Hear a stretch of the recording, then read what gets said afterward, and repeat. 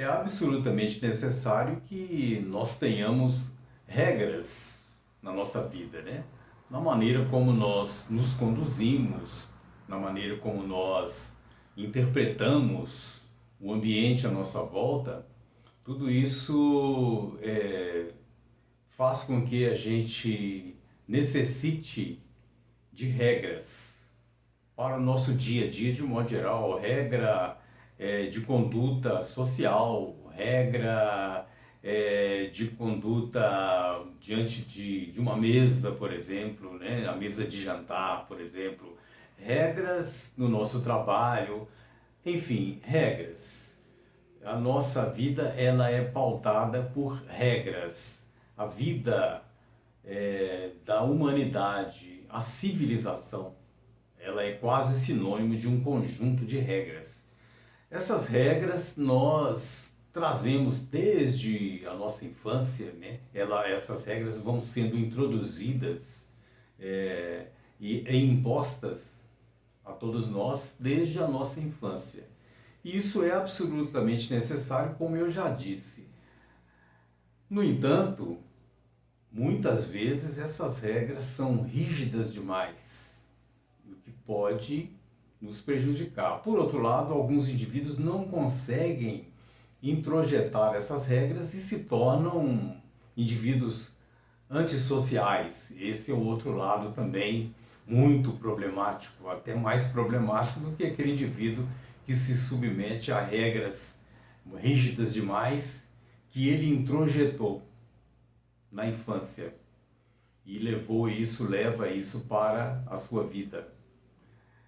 Durante anos e décadas ali, aquela pessoa com regras muito rígidas que acabam travando um pouco até o próprio desenvolvimento dessa pessoa, a própria evolução dessa pessoa.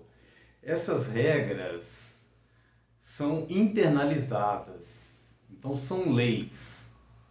Nós temos uma lei interna. Essa lei interna na verdade, um conjunto de leis, mas a gente pode usar esse termo, a lei interna, que na psicanálise é chamada do nosso superego.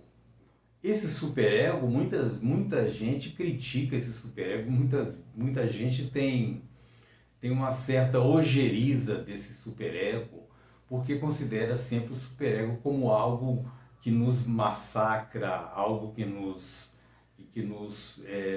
impede de nos expressarmos livremente pela vida, algo que nos atravanca, vamos dizer assim, nosso caminhar pela vida. Mas isso é quando o superego ele é excessivamente rígido. O superego é muito necessário para todos nós e desde que ele seja um superego saudável, um superego ponderado, vamos dizer assim, ele é necessário e é saudável e é desejável que todos nós possamos ter em nós esse superego saudável para que possamos nos pautar por ele e nos conduzir corretamente pela vida. Então, o superego, né, essa lei interna, ela é muito importante e não há nada de errado com esse superego. Ele é absolutamente necessário para que nós possamos ser civilizados.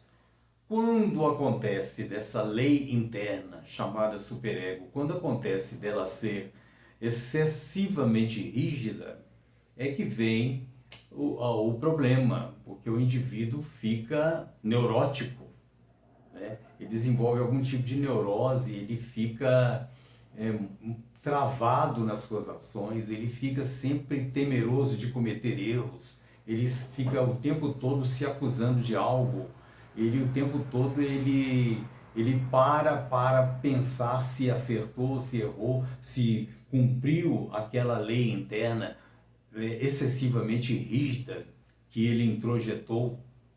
Então, nesse caso é que essa lei interna, ela é problemática, ou seja, esse superego muito rígido, nesse caso, ele é problemático. E a ausência total desse superego também, ela é muito problemática, porque nesse caso a outra instância da nossa psique, chamada o id, né? Nesse caso o id, que são os nossos instintos, os nossos impulsos mais, mais, vamos dizer assim, mais animalescos, né? Mais primitivos, eles nos domina ao longo da nossa vida, e o lugar mais perto que a gente pode parar é na prisão, na cadeia, porque a pessoa que é só id, ela não vai respeitar regra nenhuma, um dia ela vai para a cadeia ou vai ser vítima de algum crime violento, né, por não respeitar nenhuma regra. Então, nesse caso aí, a ausência de superego também é muito problemática, assim como o excesso de superego, essa lei interna excessivamente rígida também traz problemas para o indivíduo, que vai desenvolver ali quadro neurótico muito prejudicial ao seu pleno